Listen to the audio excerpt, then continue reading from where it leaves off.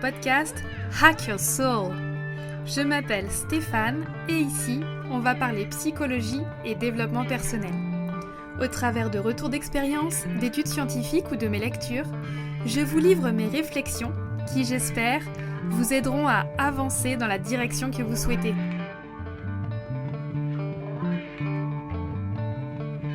Épisode 4. Une vie sans regrets. J'ai lu récemment le livre de Bronnie Ware, une auteure australienne qui s'intitule « Les 5 regrets des personnes en fin de vie ». C'est un livre poignant, mais que je qualifierais de difficile. Difficile car on est aux prises avec des questions profondes comme à quoi sert la vie, comment aborder la mort, qu'est-ce qu'il reste de nous, de nos souvenirs, de nos expériences dans les dernières années de notre vie.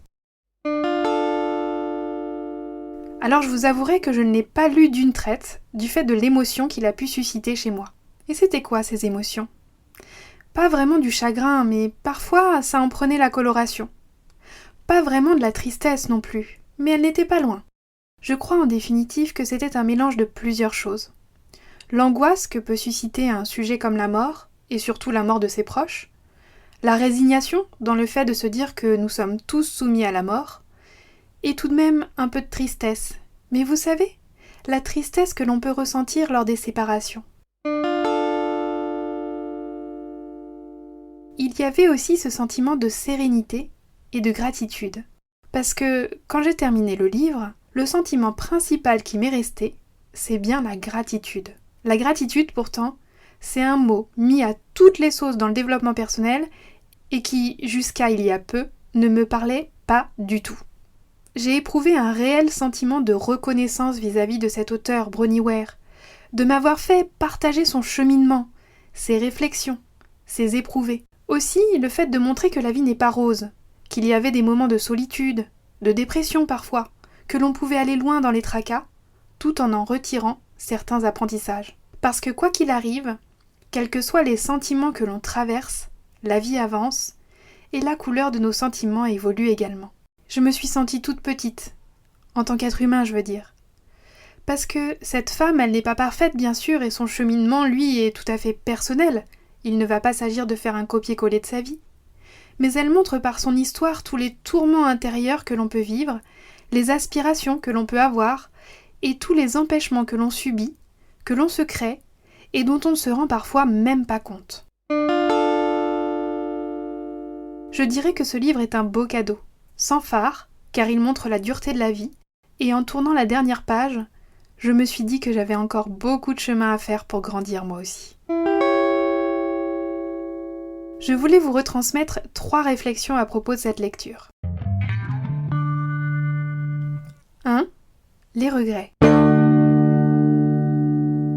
La première réflexion, c'est évidemment le sujet des regrets, vu que c'est le sujet du livre. Bronnie Ware formule dans son livre les 5 regrets que lui ont confiés les personnes qu'elle a accompagnées. Nous sommes donc plongés dans une intimité intimidante, un peu solennelle car au seuil de la mort, il n'y a plus de chichi, il n'y a plus de faire semblant, il ne reste que l'essentiel. Contrairement à ce qu'on pourrait penser, le livre n'est pas du tout voyeuriste. Il est tout en délicatesse et en douceur, et surtout, il est bâti sur un impératif dicté par ces personnes mourantes.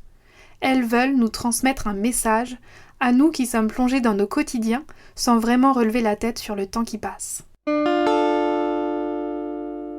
Le premier regret concerne le fait de s'assumer tel que l'on est, d'outrepasser la volonté des autres, de la société, et d'enfin vivre la vie que l'on souhaite. Dans le livre, il est formulé ainsi. « Je regrette de ne pas avoir eu le courage de mener une vie en restant fidèle à moi-même, plutôt que la vie que les autres attendaient de moi. » Parce que, si on n'y prend pas garde, on peut se laisser aller à suivre le bain dans lequel on évolue, sans vraiment se poser la question sur ce que nous voulons pour nous, et par voie de conséquence pour le monde et pour les autres. Parfois, il y a des risques à montrer vraiment qui nous sommes, mais ne vaut-il pas mieux faire cela, plutôt que de vivre une vie de faux-semblants ? Et l'auteur a cette réflexion, je cite, « Quand on sait qu'il nous reste un temps limité à vivre, alors il n'y a plus rien à perdre à être honnête. » Les 2e et 4e regrets parlent de la disponibilité et du temps que l'on accorde aux autres. Ils sont formulés ainsi. Je regrette d'avoir travaillé autant et je regrette de ne pas être resté en contact avec mes amis. Gérer son temps, c'est faire des choix. Alors parfois j'entends des « Non, mais tu ne comprends pas, moi j'ai pas le choix, hein !» Mais c'est faux. Le non-choix est un choix. Alors oui, on peut parfois se sentir dans une impasse, et quelquefois se dire que l'on n'a pas le choix, car le choix à faire est un tel déchirement qu'il ne nous paraît pas tenable. Mais le temps est la denrée la plus précieuse que nous ayons dans la vie. Alors il est important de vraiment se poser la question de ce qu'on fait avec. Sinon, il va s'écouler dans son sablier de plus en plus vite, et nous risquons de finir comme ces personnes, c'est-à-dire avec des regrets. Aimer son travail et y passer beaucoup de temps, c'est ok, si ce n'est pas une fuite ou une contrainte aliénante. Tout est question d'équilibre dans les investissements professionnels et personnels, car en vérité, il y a énormément de choses à faire dans la vie. Le tout, c'est d'être conscient de là où l'on dépense notre temps. Parce qu'évidemment, quand on est au travail, on n'est pas avec ses enfants, sa famille ou ses amis. Bronnie Ware parle aussi des amis qui restent à la fin. Peu nombreux, mais tellement rassérénants. Et des regrets de ne pas avoir entretenu certaines amitiés. Mais pour cela, je vous renvoie aux épisodes 2 et 3 du podcast. Le troisième regret parle des émotions. Il est formulé ainsi. Je regrette de ne pas avoir eu le courage d'exprimer mes sentiments. Être sincère et authentique, s'ouvrir aux autres, ce n'est pas facile, et encore moins avec toute la société du spectacle qui se déroule en permanence sous nos yeux par le biais notamment des réseaux sociaux. Alors oui, pour montrer sa vulnérabilité, il faut se sentir en sécurité. La question qui découle, c'est comment et où peut-on se créer ces espaces de sécurité pour montrer qui nous sommes et parler de ce qui nous anime ? Exprimer ses sentiments, c'est faire du lien avec l'autre, et plus largement avec le monde qui nous entoure. Parce que nous le voulions ou non, nous faisons partie de quelque chose de plus grand que nous. Le groupe, le collectif, sans même parler de spiritualité. Enfin, le dernier regret, c'est le fait de s'autoriser. Je regrette de ne pas m'être permis d'être plus heureux. Bronnie Ware insiste sur le fait que le bonheur n'existe pas en soi. Il est un choix. Alors dit comme ça, sans le contexte du livre, ça fait vraiment concept de développement personnel acheté à la poubelle. Mais si j'essaye de vous retransmettre un peu de l'ambiance du livre, l'auteur nous décrit des moments tragiques, la mort de ses patients, mais aussi des moments de doute sur le chemin qu'elle doit prendre, et des moments de découragement si profonds qu'elle en vient à penser elle-même à se donner la mort. Et c'est bien par rapport à cela qu'elle dit que le bonheur est un choix. Elle fait le choix de vivre, même si ce choix n'est pas le plus simple. 2. La vie n'est simple pour personne. Cela m'amène au deuxième point de mon propos. Souvent, on regarde autour de nous et on se dit « Oh là là, un tel, il a trop de chance ». Quand on se dit ça, on pense bien sûr il a de la chance par rapport à moi. Alors ne vous inquiétez pas, hein, on se compare tous, et il n'y a rien d'anormal là-dedans. Mais s'enfermer dans ce type de jugement sur nous-mêmes, c'est la voie royale pour ensuite se dire que vu que nous avons moins de chance que les autres, pas besoin d'essayer, hein, pas besoin de se lancer.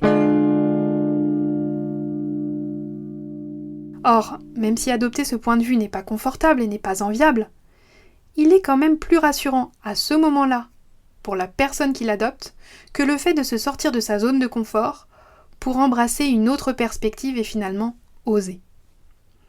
Et parfois, la vie ne nous laisse la possibilité qu'entre des choix tragiques et effrayants. La vie, la mort, ou des choix qui nous donnent l'impression entre choisir de se couper le bras gauche ou le bras droit. Vous savez, j'ai rencontré beaucoup de patients, beaucoup de personnes, et je suis convaincue que la vie n'est simple pour personne. Alors certes, vous allez me dire qu'en tant que thérapeute, j'ai un biais de recrutement, vu que quand on est psy, on voit des gens qui par définition se posent des questions sur eux, ou vont mal, ou les deux. Mais je reste quand même convaincue que la vie n'est simple pour personne. Oui, il n'y a clairement pas d'égalité dans notre sac à dos de départ et dans les épreuves que l'on rencontre. Mais tous, nous sommes soumis in fine à la même question de la mort et de ce que nous faisons de notre vie, du sens de tout cela. 3. Donner et recevoir. Le troisième point, c'est la question du don.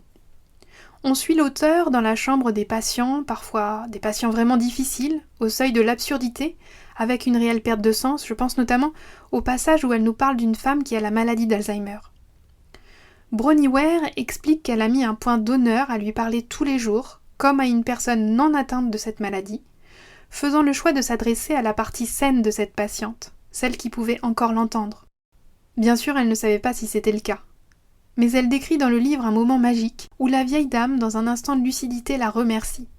Ça a peut-être duré 20 secondes en tout, mais ça a suffi à remettre du sens sur l'accompagnement de cette patiente et le fait que Bronnie Ware avait touché chez elle la partie saine derrière la maladie d'Alzheimer. Elle avait su garder son éthique sur comment et quelle relation instaurer d'un être humain à un autre être humain, malgré l'ombre de la maladie qui pouvait donner envie d'abandonner son intention de rechercher la personne derrière la maladie. Parce que Bronnie, pendant des semaines et des semaines, elle s'est occupée de cette vieille dame sans savoir si finalement il était utile de lui parler. Même si cette patiente l'entendait tout simplement. Mais elle y a cru, et finalement elle a eu raison. L'auteur nous montre là à quel point elle croit en l'humanité des hommes. Elle a fait le choix de s'adresser à l'autre, et non pas à la maladie qui peut occulter la personne. Car si vous avez déjà été en contact avec des personnes ayant cette maladie, vous savez peut-être que l'on peut vite se laisser aller à travailler en automatique tellement la maladie prend de la place. Mais tous ces dons, on finit par l'user. Bronnie Ware parle du fait qu'être en permanence aux prises avec ces questions existentielles si pénétrantes ne nous laisse pas intacts. Et je pense que cela parlera à ceux d'entre vous qui travaillent dans la relation d'aide. Et oui, on ne peut pas s'exposer à l'autre sans en ressortir avec des traces, surtout quand on côtoie la mort et l'intimité des gens. Cela nous transforme. Et ce que Bronnie finit de découvrir dans le livre, c'est qu'elle sait donner, mais elle ne sait pas recevoir. Donc elle s'épuise petit à petit. Derrière cette question de recevoir, il y a la question de se donner l'autorisation, mais aussi de se considérer suffisamment digne pour recevoir. Alors vous voyez bien que là, il n'y a qu'un pas pour pouvoir parler de la question de l'estime de soi. Mais ça sera peut-être pour une autre fois. Alors j'espère que ces réflexions vous auront apporté de quoi vous interroger, car quel que soit votre âge, quel que soit votre parcours, nous sommes tous aux prises avec des questions qui n'ont parfois pas de réponse. Si le podcast vous a plu, aidez-moi à le faire grandir en me laissant des commentaires ou des étoiles sur vos applications préférées. Je finirai par cette phrase tirée du livre. Elle est un petit peu solennelle, mais tellement vraie. Nous allons tous mourir, mais nous sommes libres de la manière dont nous voulons vivre entre-temps. Je vous dis à très bientôt.